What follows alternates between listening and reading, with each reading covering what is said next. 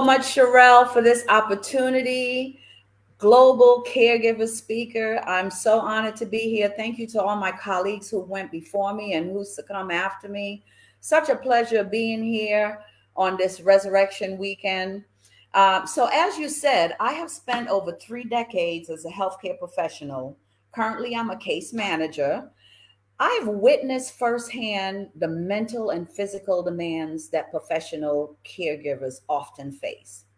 Nevertheless, it wasn't until I became a caregiver to my mom, who was diagnosed with cirrhosis of the liver and needed a liver transplant, that I really understood the challenges that a personal caregiver face on a daily basis. As a result, as you said, I wrote that about that experience in my first anthology, For Such a Time as This. And after speaking on different platforms about that experience, it really inspired me to become an advocate for caregivers. And Self Care for Caregivers International was formed. Now, Self Care for Caregivers International, we exist to provide a balance of spiritual, social, and emotional support to caregivers, as most of my colleagues has already mentioned. We are brand new. On October 15th of last year, we had our very first annual workshop. And what we did was we totally loved on our caregivers and provided them the things that were needed, the resources, programs that help with payment, co-payment of your medication, education. We had speakers that came in and spoke about insurance and spoke about having a plan in place. We also provided them with massages and mini facials, aromatherapy, just to take care of them holistically with the needs that they have. And we are looking forward to our next annual workshop coming up in October of this year. Now, the National Alliance for Caregivers 2020 report reveals that there's been an increase in the number of family caregivers in the United States. From 2015 to 2020, the numbers are at 9.5 million. Now, this equates to more than 1 in 5 Americans that are caregivers. So I am so glad that we have this summit where we are discussing this platform and being very purposeful and talking about caregiving, as it is really important to us now. Based on these statistics, the demand, our time, our energy, it is easy to forget about taking care of ourselves while we take care of our loved ones. And so for this evening, well, I should say this morning, I'd like to provide 3 elements and techniques to help reduce the stress and promote a sense of calm as we support our caregivers. And those 3 elements: rest, restore, renew.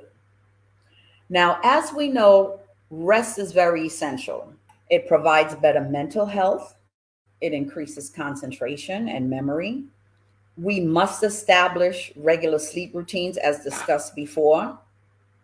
Sometimes it's great to start your morning with sunshine. The sunlight and exposure, it stimulates and it releases hormones that helps with alertness. Usually, if we wake up every time the same day, it also helps with great sleep patterns so we can be restored to taking care of our loved one. I recommend taking a nap. Sometimes it's not wrong for you to take time out for yourself to take a nap.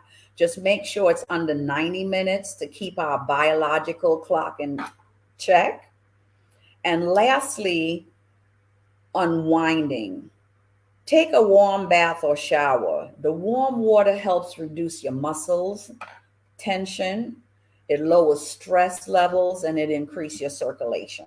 Now, if you can put in the chat, let me know what are some of your rest routines, as it is one of the importance of us in calm and getting rid of stress that we need to take care of our caregivers. We're looking forward to some of those rest routines. The next item is restoration.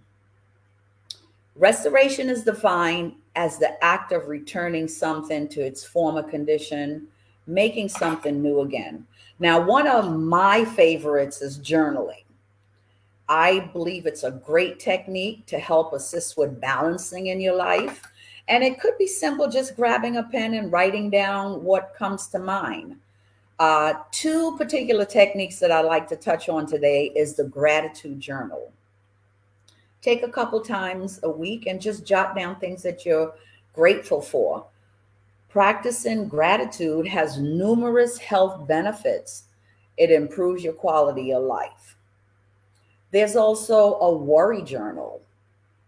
Now you can jot down before you go to bed, just jot down things that concerns you, things that are troublesome, things that happen during the day that brought maybe some fear or some worries.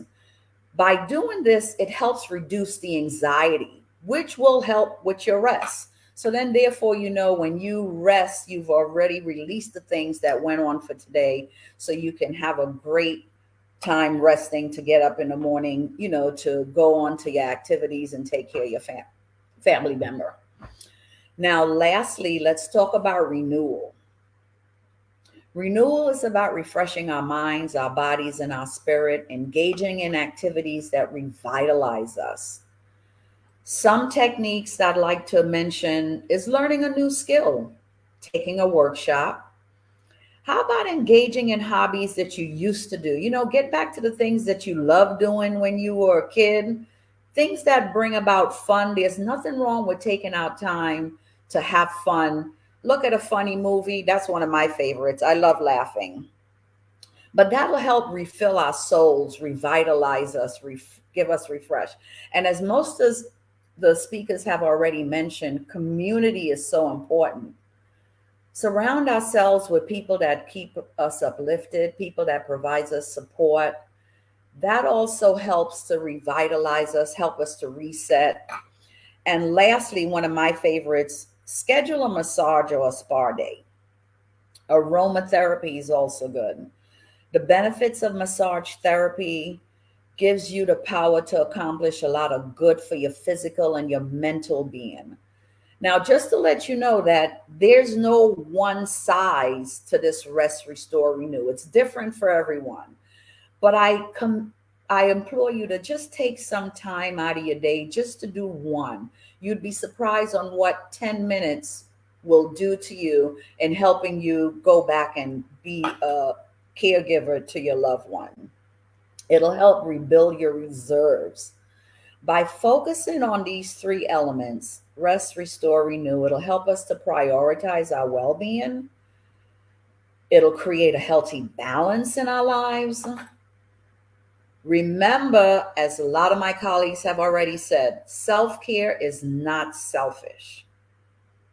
It is selfless, but it is an essential part of being an effective caregiver.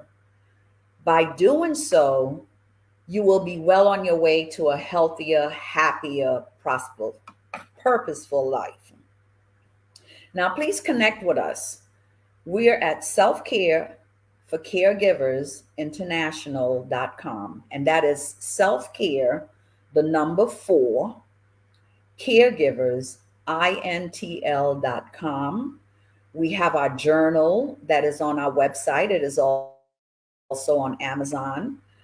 You can also connect with us by email, selfcare, the number 4, caregivers, INTL at gmail.com. And lastly, I would love to leave you with this quote by our former First Lady, Rosalind Carter.